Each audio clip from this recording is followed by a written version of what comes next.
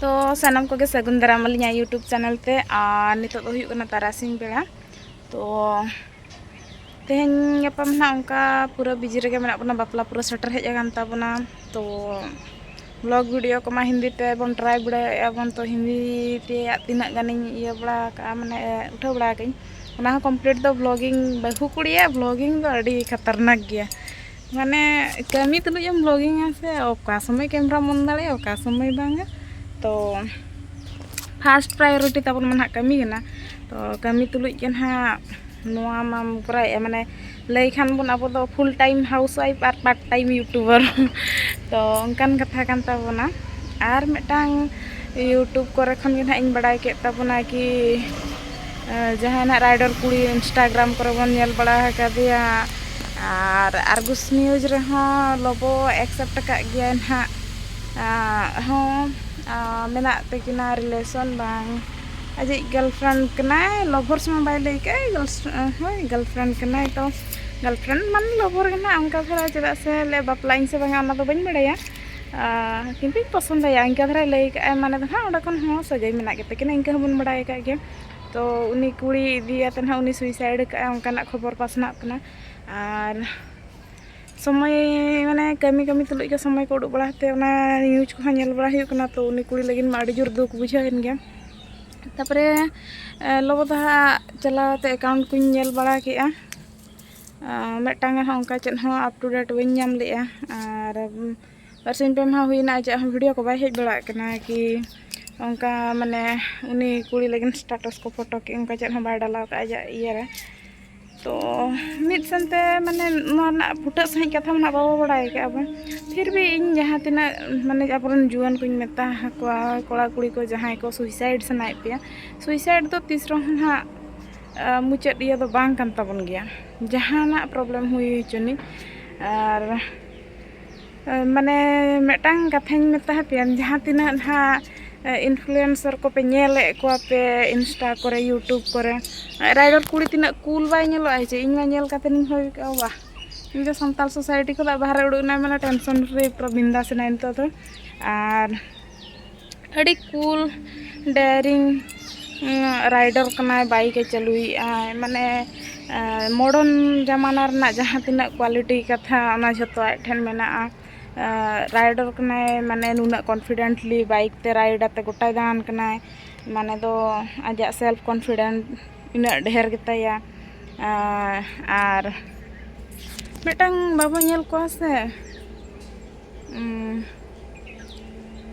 motivate उनको ठन को हाँ कुड़ी हो जतना एम चिका दाड़िया गया नुई नुना झल झल जगह दान कना बाइक ते राइड माने दो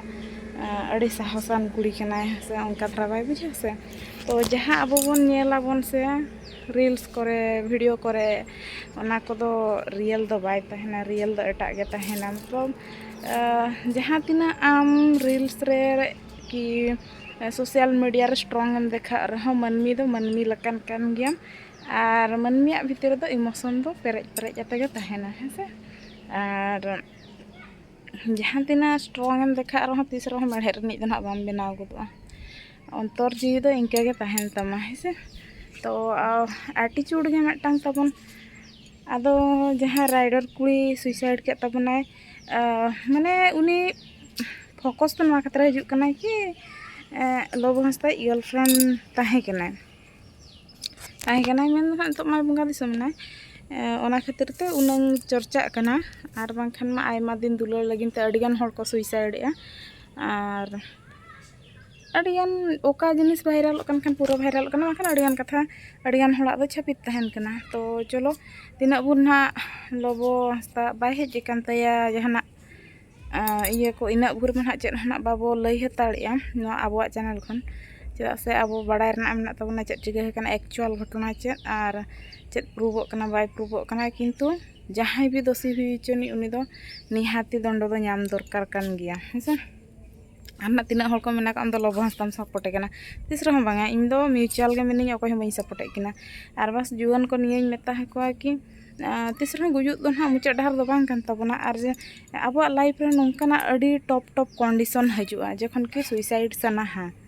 सुइसाइड सना माने अब बन भाबिया कि निया पर दो मांग सेट ले तो इᱧᱟᱹᱜ ᱫᱚ ᱪᱮᱫ ᱦᱚᱸ ᱵᱟᱹᱪᱩᱜᱼᱟ ᱡᱷᱚᱛᱚ ᱪᱟᱵᱟᱭᱮᱱᱟ ᱤᱧ ᱵᱚᱨᱵᱟᱫ ᱩᱛᱟᱹᱨᱱᱟᱹᱧ ᱡᱚᱠᱷᱚᱱ ᱵᱤ ᱩᱱᱟᱹᱜ ᱚᱱᱠᱟᱱ ᱥᱤᱪᱩᱭᱮᱥᱚᱱ ᱦᱤᱡᱩᱜᱼᱟ ᱥᱮ ᱡᱷᱚᱛᱚ ᱠᱷᱚᱱ ᱢᱟᱲᱟᱝ ᱫᱚ ᱮᱠᱥᱮᱯᱴ ᱫᱚᱨᱠᱟর ᱦᱚᱸ ᱤᱧᱤᱧ ᱵᱚᱨᱵᱟᱫ ᱟᱠᱟᱱᱟ ᱤᱧ ᱥᱟᱶ ᱱᱚᱣᱟ ᱜᱷᱚᱴᱚᱱᱟ ᱜᱷᱚᱴᱟᱣ ᱦᱩᱭ ᱟᱠᱟᱱᱟ ᱱᱚᱣᱟ ᱵᱚᱫᱚᱞ ᱵᱟᱭ ᱜᱟᱱᱚᱜᱼᱟ ᱢᱟᱲᱟᱝ ᱮᱠᱥᱮᱯᱴ ᱫᱚᱨᱠᱟর ᱟᱨ ᱮᱠᱥᱮᱯᱴ ᱞᱮᱠᱷᱟᱱᱮᱢ ᱥᱮ ᱠᱚᱥᱴᱚ पूरा ढेरोगा जखन एक्सेप्ट के आबोआ मने जहाना जिनिस घटाव लेनखान आबोआ मने बारंबार लैया बांग बांग बांग नोंका बाय हुई दाड़ेया नोंका बाय घटाव दाड़ेया इन नोंका बाय कमी दाड़े खान नुई नोंका बाय कमी दाड़े इन सा उनका मिटांग हिजुग तबना किंतु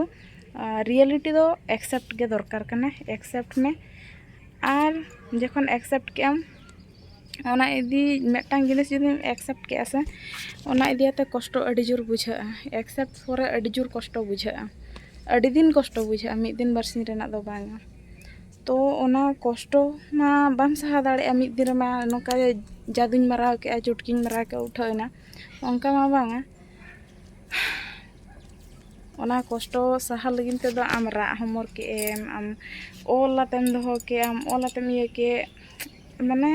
जहाँ लकाते आमा जहाँ भीतर रे जेते बड़े भी मिटांग हर रस्का रागाय माने रस्का आय बांग दुकु आय उना समय दो आजा हरमो रे अडी जोर एनर्जी क्रिएटोआ आर ओना एनर्जी गे यूटिलाइज हुआ जहाना रे माने कन्वर्ट हुआ एटा सेन तबे ना आमा माइंड कूलआ आर दुबरम जहाँ को भी लाइफ रे नुना मारा मारा सिचुएशन पे फेस पे मिड चिखा ओना लाइफ कोदा ओना सिचुएशन कोदा समय सला ताड़े माते उड़ुक रना चेष्टाय पे आर 6 मास बर्षे गान जहाँ लकाते ओना सिचुएशन खन उड़ुक रना माने बाहर रना चेष्टाय पे इना पर दो ओना सिचुएशन दो जहाँ तिना तो प्रभाव आपे लाइफ रे पकाए उना प्रभाव दो बाय पका दाड़ेया तो अड़ी भीड़ भीतर खोदा वीडियो बनाव बन चेष्टा और